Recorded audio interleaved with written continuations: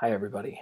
This is Ryan. I wanted to give you, I guess, a couple of different updates here at the end of the course as we're finishing up.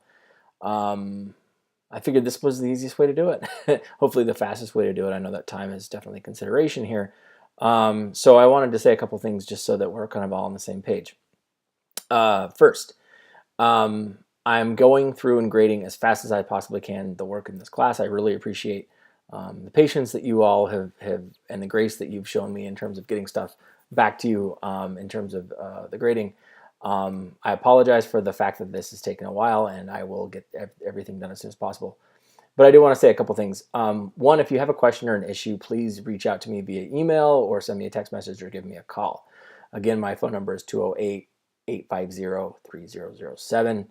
I may not answer immediately, so leave a message and I can give you a call back if you have questions or need any kind of assistance with anything. I do want to say that as I'm grading stuff, your grade as it's calculated will change. So if you're paying attention, really kind of scoreboard watching that particular grade right there, that's going to change, and it's going to change significantly depending on the work that you've done and haven't done. So if I don't see something done, I will add in 0. If you have done something that just hasn't been graded yet, as the grade gets inputted, that will change. So be looking for those differences. If you have questions, of course, about any of this, let me know. But also, if you haven't done something, if you missed something, go back through and do it. You will still get credit for it. And I think I sent an email out to this effect earlier, but I want you all to be sure that you aren't taken by surprise by that. So go look for that. But also, again, the grades will change. Be aware of that, and I'm happy to talk with you about any kinds of issues you might have in that regard. So that's number one.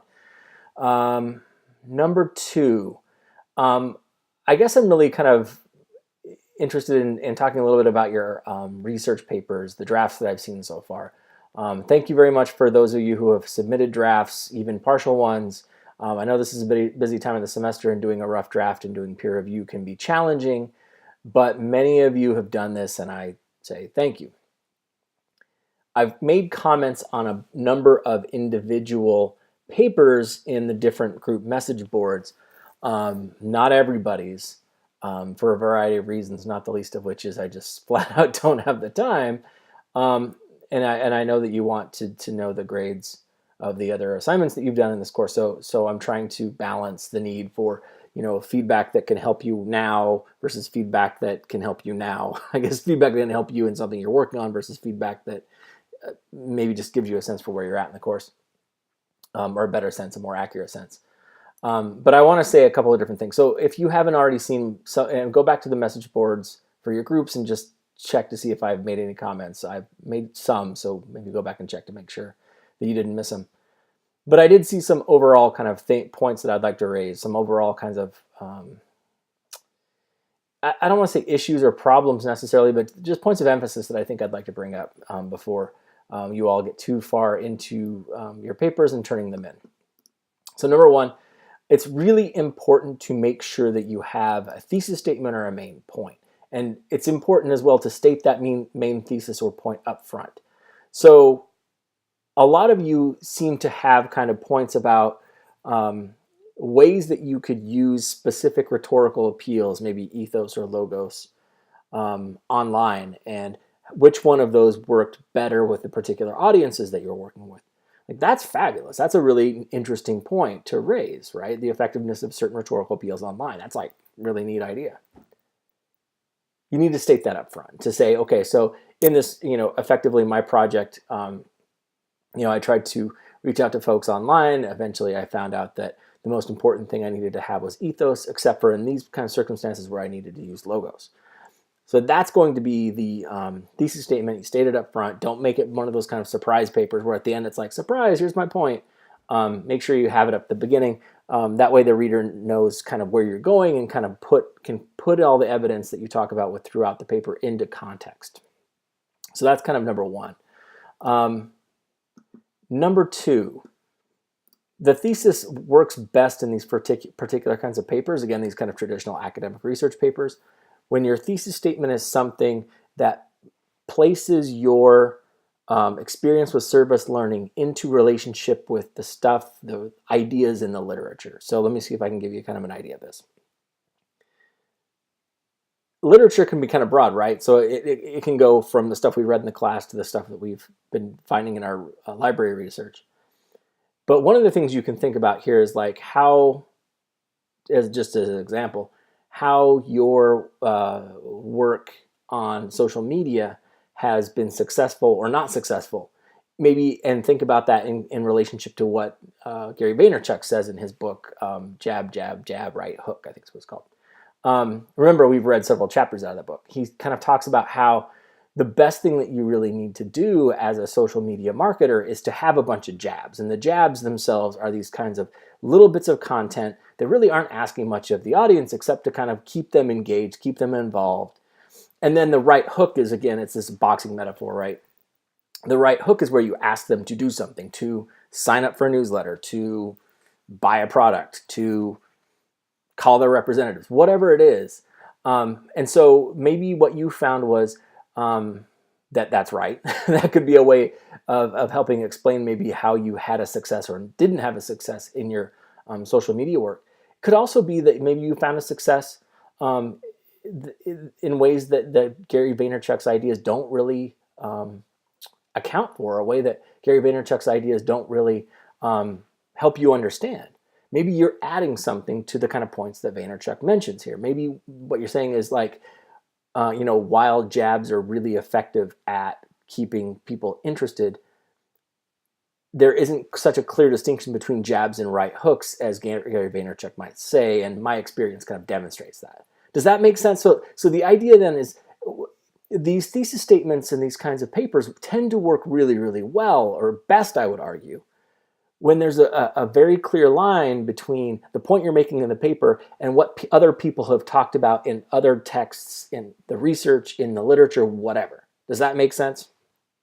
That's when these papers work the best. It doesn't mean that always has to happen, but those papers work the best because you're able to very clearly show me what your experience adds to the rest of the kind of stuff that writers who have been doing this kind of work have had to say about their work for a while. Does that make sense? I hope it makes sense. Of course, you can't talk back because it's a video. But anyway, so reach out to me if you have questions or whatever about that. I guess a couple more points I'd like to emphasize.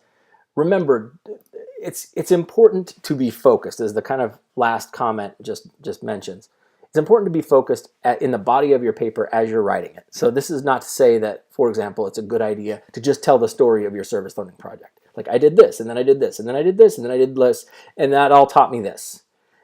That's okay, but I would encourage you to really focus on specific elements of your service learning project that speak back to the main point, that thesis statement that you're talking about, right? So if you're talking about how Vaynerchuk's ideas of jabs and right hooks, just as that silly, to extend that silly example I gave you a moment ago, if you're trying to make a point about how Gary Vaynerchuk's ideas about jabs and right hooks aren't quite as useful as he might like to think, or other people might like to think, and there's more of a blurry line between those two, then you don't need to tell me the story of your whole service learning project. You just need to focus on those specific elements of your service learning, and maybe just those specific those specific social media posts that make the point that you're trying to raise about whether or not there's a clear line between jabs and right hooks.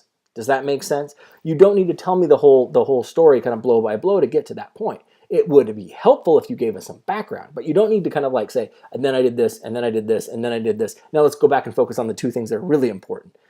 In cases like that, again, it's less a matter of telling the whole story about your service learning project and more about focusing on those specific elements that make the point that you need to make, because then you can really talk about them in detail.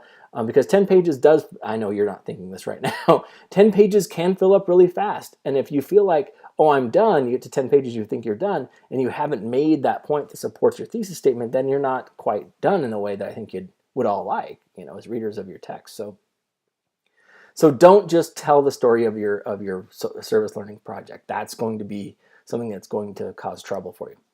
Likewise, kind of on a related note to the other end, make sure that your paper is not just a listing of all the stuff in the research literature without talking about your service learning project at all. Your service learning project needs to form kind of one of the lessons that you were able to,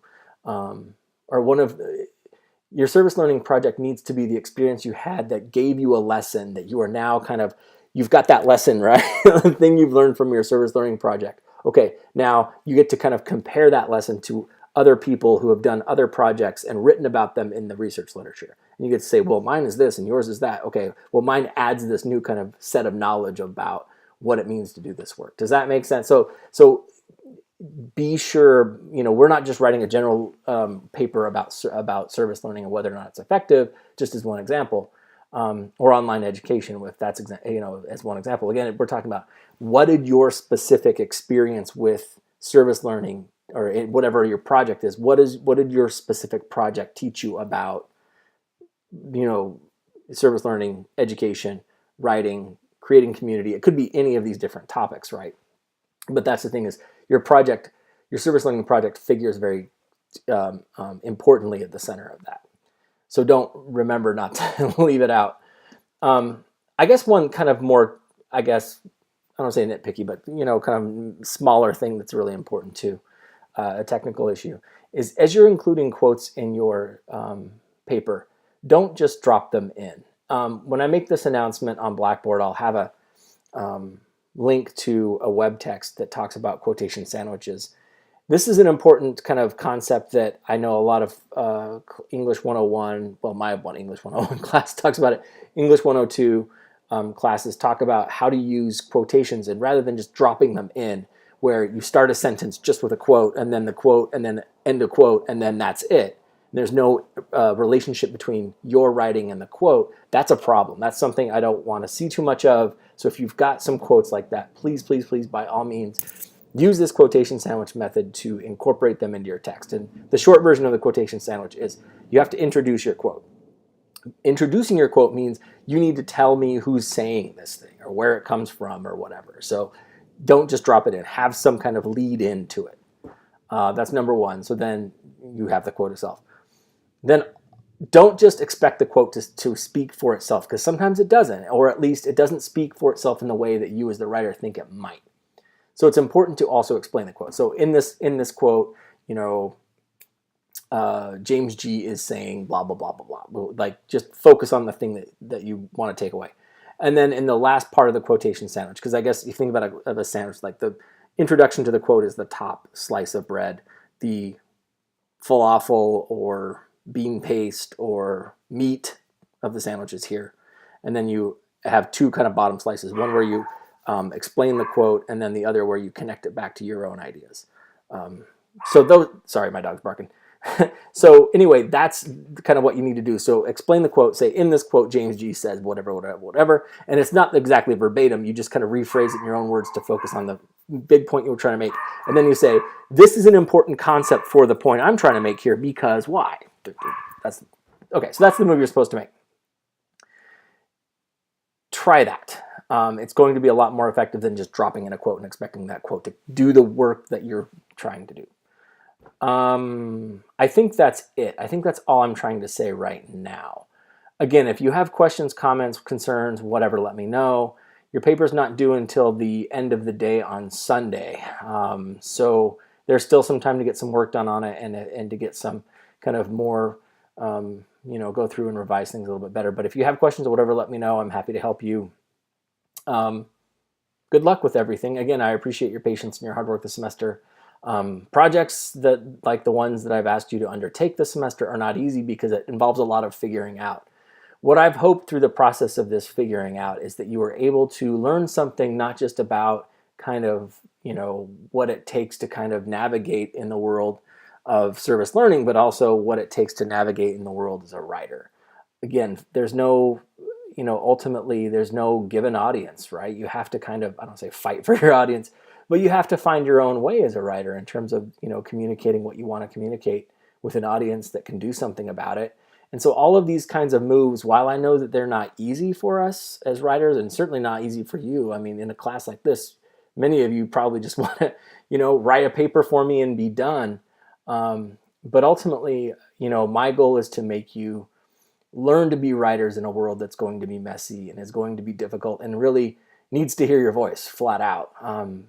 There are folks in this class who are going to need to, raise their voice to make certain changes or certain kinds of things happen in this world. And by all means, I hope that this course was able to give you a little bit of the insight, a little bit of kind of a nudge toward doing that, as well as just a sense of the kind of work that goes into these kinds of well-crafted communications. So I've appreciated being your teacher this course, in this semester. I appreciated working with you. Please, if there's anything I can do for you, let me know. Good luck in everything you do, and I look forward to reading the rest of your work. Thank you.